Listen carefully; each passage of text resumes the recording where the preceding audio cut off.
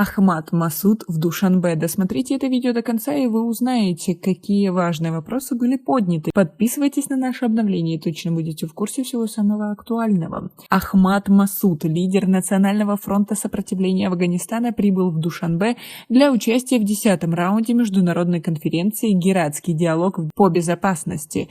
Двухдневная конференция «Гератский диалог по безопасности» началась в Душанбе накануне 29 ноября. Форум проходил в отеле «Хаят». В работе конференции участвовали 120 экспертов и представители всех групп и стран, вовлеченных и заинтересованных в афганском вопросе, сообщили организаторы форума. Ахмад Масуд выступил в Гератском диалоге по безопасности во второй половине 30 ноября. Когда и откуда лидер антиталибского сопротивления прибыл в Таджикистан, неизвестно. В течение года после захвата Кабула мы стали свидетелями того, что мировое сообщество и власти региона ничего не сделали для Афганистана, кроме критики и осуждения талибов, заявил Ахмад Масуд. По его словам, такой подход не изменит политику движения «Талибан». Основная цель антиталибского сопротивления – это обеспечение прав и свобод всех граждан Афганистана, а для этого необходимо формирование инклюзивного правительства, основанного на волеизъявлении афганского народа, отметил он. Ахмад Масуд подверг движение «Талибан» критике за то, что во время их правления Афганистан стал не только местом подготовки и вербовки региональных и международных террористов, но и большой тюрьмой для угнетенного афганского народа.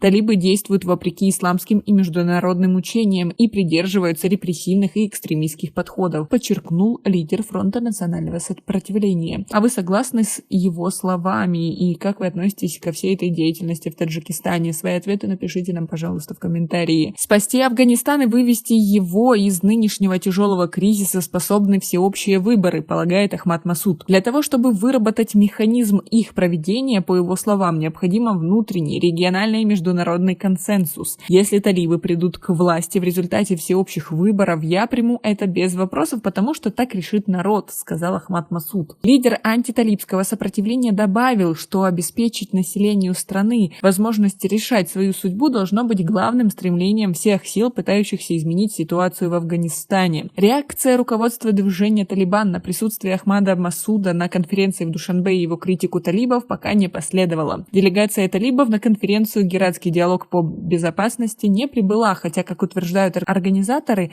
они отправили им приглашение. Любое мероприятие, направленное во благо Афганистана, будет приветствоваться, заявил Билал Карими, заместитель пресс-секретаря правительства Талибана накануне международной конференции в Душанбе. 10-я международная конференция «Гератский диалог по безопасности» впервые прошла за пределами Афганистана. Основная цель этого раунда конференции – анализ текущей ситуации и поиски путей решения проблемы в Афганистане. Руководитель Центра исследования Афганистана и региона Касимшо Искандаров в беседе заявил, что такие конференции могут открыть путь к переговорам по решению проблемы южного соседа Таджикистана. Талибы захватили власть в Афганистане в августе 2021 года. До сих пор ни одна страна мира не признала правительство талибов в Афганистане.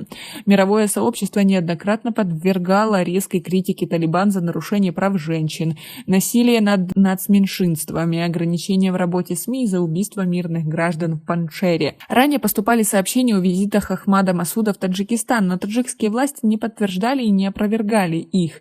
Лидер антиталибского сопротивления впервые официально прибыл в Душанбе для участия в мероприятии, посвященном Афганистану. Как вы относитесь к такому визиту? Свои ответы напишите нам, пожалуйста, в комментарии. И у нас пока на этом все. Оцените наше видео подпиской и лайком. До скорой встречи!